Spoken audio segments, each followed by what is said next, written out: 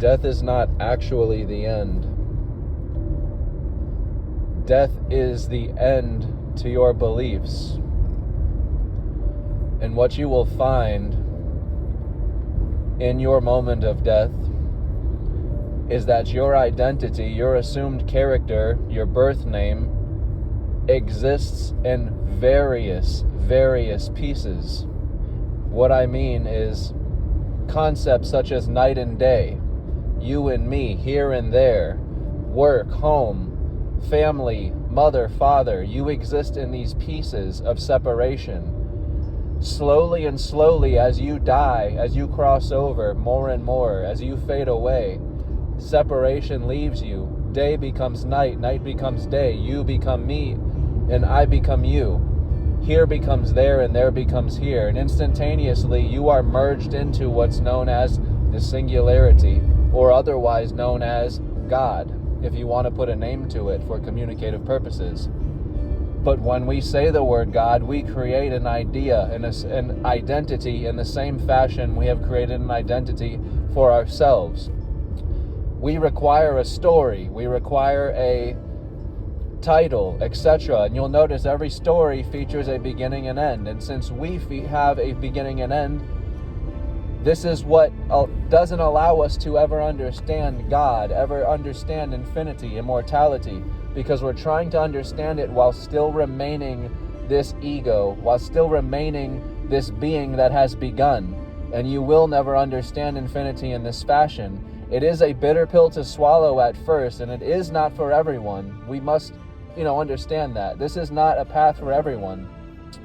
If you have to if you have to ask why kill the ego, why experience an ego death, why is this required, then respectfully, you are just not ready yet. That's not to say that you won't one day, make it there or seek out such.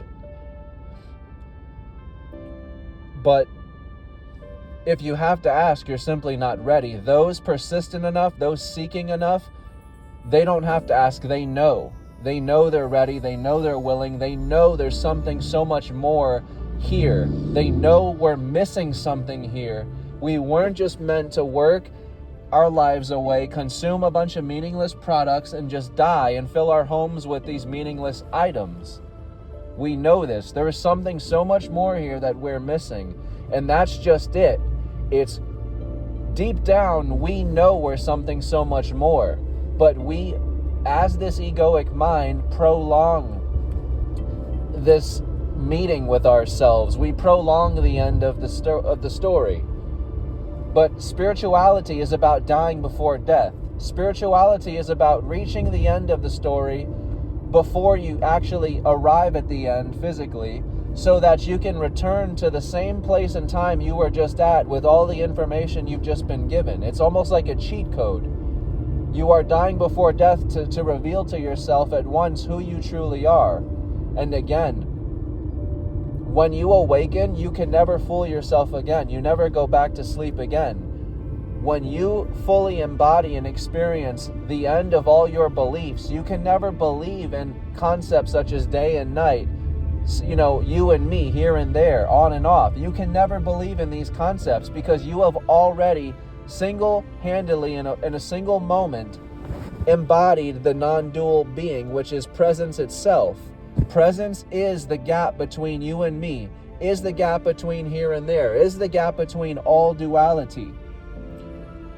So in death, when our character dies, what you are doing, what is being done, is duality is being merged into the single unity again.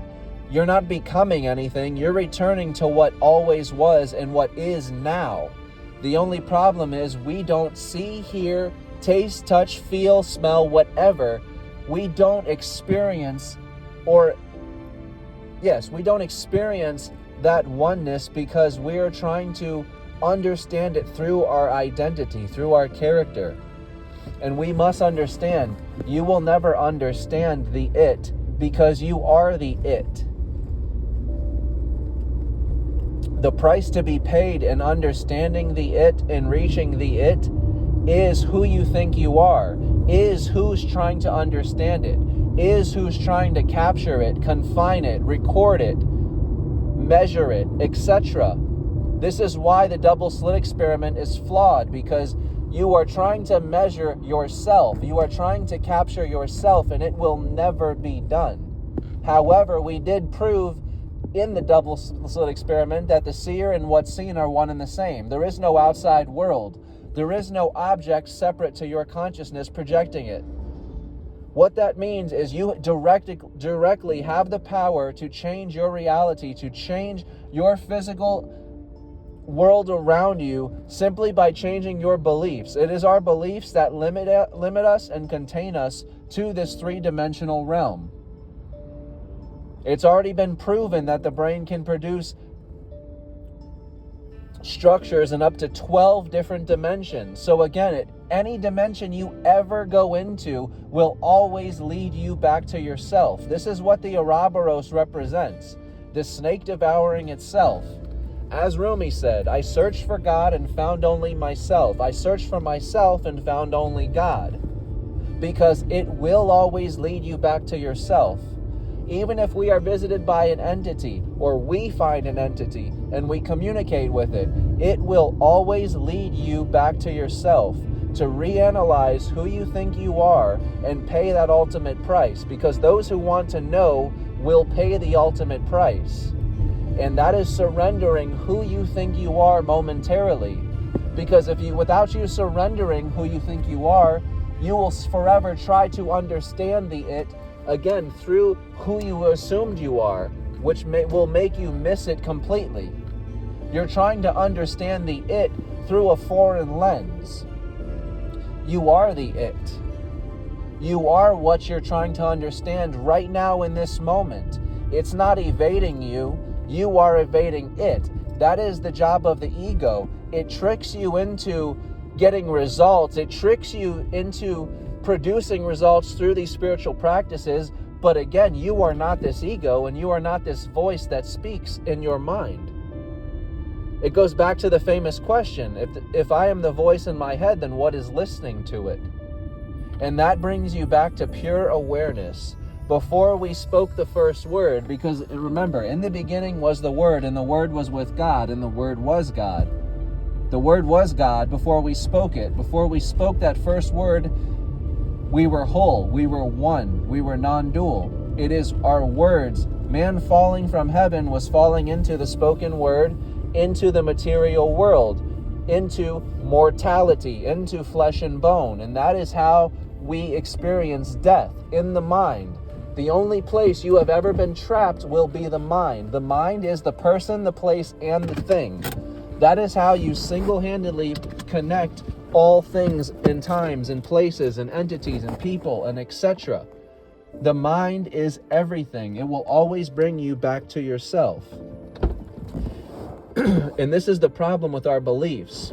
Everything that we believe to be fact, that we believe to know, undoubtedly, common sense, even a child knows this. What you will find, what you will embody, what you will experience in death is even the most common sense fact that you think, again, even a child knows this. You will find that it is nothing of what actually is. It's nothing close to what reality actually is. And what I mean by reality is the presence that is allowing this experience to shine forth. This experience, this moment is a light, if you will, and it's your light. And that's why this is considered a dream world, because it can be whatever you want. It can be a prison, it can be a hell, it can be in heaven, it can be an earth, it can be anything you want it to be, because you are a human, you are man dreaming of itself as this creation, as this created being. But we must understand, if you are seeking an awakening, you have never been this man, you have never been this human. It is something we are pretending and playing as momentarily. But it is through our character, through the finite, that we reveal to us the infinite. That we reveal to us that which has never begun. You see, death doesn't actually end anything. It reveals to you what always is and always has been. That's why you're so able to clearly see into the infinite. Once you accept that you have died, once you no longer identify with yourself in one person, in one place, in one time, once you have let that go, you are free to, I guess, understand and open yourself up to, well, what remains? And what you will realize is everything remains. Nothing is everything and nothing is everything. This is when these quotes will start making sense to you, because not only have you let go, but you are beginning to embody them instead of just speaking the words. The words are empty. It is the experience that is bringing you enlightenment. So to say you are the universe experiencing itself, all is one, this means nothing, literally, until we experience this. For example, we can say all is one all day long, but our ego's job is to protect and defend and preserve what it thinks to be itself to that final second, which means we will never admit to ourselves fully that this ego is not who we are. We will continuously try to understand the infinite through our ego, through our egoic mind, through our egoic lens, because we will never be willing to shed or give up that egoic lens, that egoic mind as ourselves, until something gets us out of our own way. And that's when death comes knocking on our door suddenly, and we're not prepared for it. And it's a tragedy because we're not ready to leave. We are clinging on for dear life because never did we once ask any real questions. It's not about government conspiracies. It's not about celebrities. It's not about cloning people. It is so deeper than that. It's not about the shape of the earth. It is so much deeper. When you figure out everything is a mental construct, the Platonic solids dissolve into dust. There is no such thing as a straight line. If you've read any of Walter Russell's books, even he has acknowledged this. There is no such thing as a straight line. Your eyes will deceive you every time by telling you you are looking at straight lines. The three-dimensional realm is all straight lines. Incorrect. You study an electromagnetic field and the distortion of light being bent around that magnetic field, and you will realize all light is bending. Everything is bending. And as Nikola Tesla said, everything is the light. Which brings you back to, if everything is the light, everything, again, is 99.999% empty space. So what is inside that empty space? It is a mental construct. It is your mind. You only see the earth because your mind believes it there. Your mind believes you to be a person and a place. And surely everything has to be somewhere. Everything has to be in some place. Again, it goes back to everything we think is fact. A child knows that everything has to be somewhere in some place. But the further you peel back these layers and the further you dive into your own beliefs, confront these beliefs, they will dissolve into dust, and you will realize there has never been any such thing as the earth. There has never been such thing as the person you've assumed yourself to be. That is precisely what dies, what ends in death. And that is why you remain to report you have died, because you are revealing yourself to you the whole time. You're revealing to you what has been the entire time, and likewise, what has never been.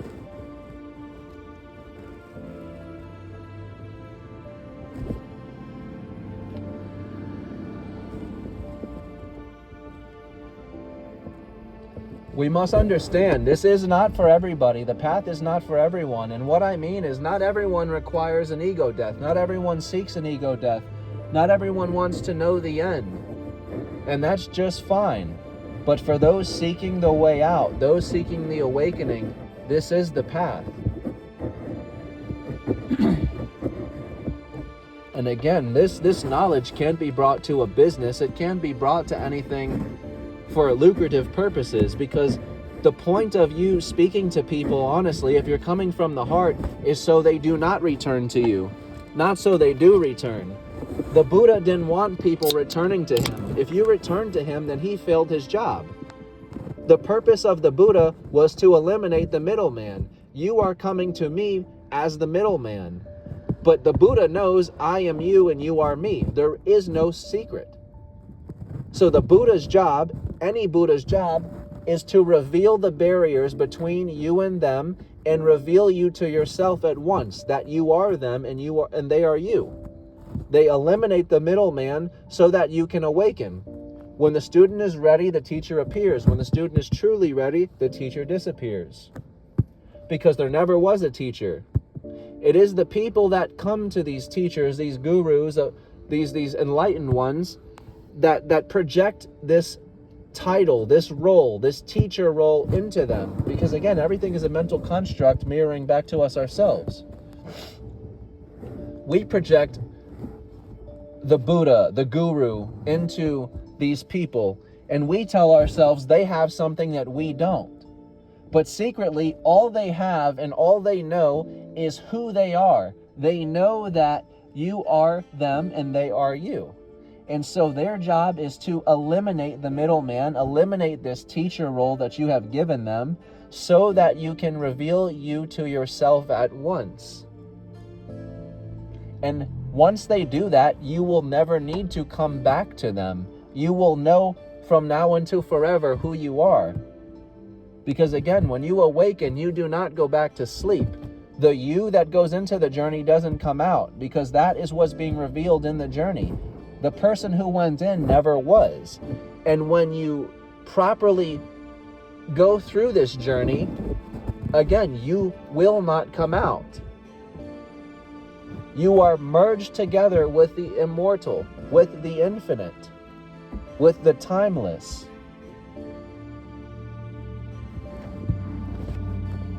Again, the only way you can understand the it is to eliminate the person, the being, separate from the it. The person, the being that is trying to understand the it. You are assuming yourself to be foreign, to be different, to be separate. You have given yourself characteristics different and separate to the it you are chasing, which is why you are never realizing that you are the it the whole time. Again, the ego will always safeguard and protect itself and prolong itself. It will prolong you meeting and realizing this non-dual being as yourself for as long as it possibly can. Its job is to not allow you to see into the timeless, not allow you to see beyond your name, beyond your title, beyond who you think you are. It's never going to surrender willingly. And that goes back to life. All of life's natural instinct is to survive, survival.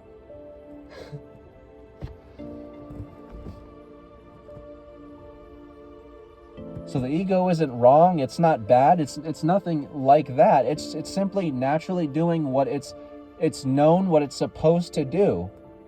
It's fighting to preserve what it thinks to be itself.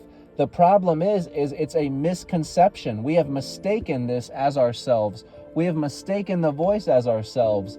And so we have fallen from heaven into the spoken word, into separation, and we're constantly seeking and trying to find the way home, the way back. But the trick is you are home and you are there right now in this very moment. But we don't believe this because we have not surrendered the voice within ourselves that tells us, no, we're not. We're not there. I haven't made it there yet. I still have to chase something. I still have yet to catch anything. It's this voice that is being a jester. And what I mean by a jester, it is a jester, a clown. It is playing tricks with you. It is fooling you. It is innocently playing with you. However, some of us begin to suffer more than we experience joy in this egoic play, which was the case for myself and many others. You begin to suffer far more than you're getting joy, and you become so numb to it all that you just go through the motions every day. But again, it goes back to asking real questions. If you honestly want your life changed, if you're tired of waking up, going to work, and repeating the motions, etc., And I shouldn't say it like that, because this isn't a path that's going to allow you to quit your job and escape, and go somewhere. The point of awakening is not to escape life. It's to do the quite opposite. You're diving in head first, to be like water. Show no resistance and allow no impact. You are basically a bird that has just been given their wings. Instead of you tormenting yourself here, you have awakened here. You now can see what this is clearly and why this is. Because you, as this super intelligent being that is non-dual, that has no description, has no shape, has no form, has no place, has no trace, has no name, has no anything, it loves itself so much that it's allowed existence to be anything at all. For you to know and experience at all, for you to be anyone at all, anywhere at all, love is the answer. You love yourself so much, you have gifted yourself this grand experience. And as I said, it can be whatever you like. It can torture us and absolutely torment us to our core. And it can do the quite opposite. It can free us. It can liberate us. It can fill us with the most joy you can ever describe, the most happiness. But those seeking a way out are obviously suffering more than they're experiencing joy. Or they have questions that are burning so deep in their brain that they want answered, that they're willing to pay any price to know.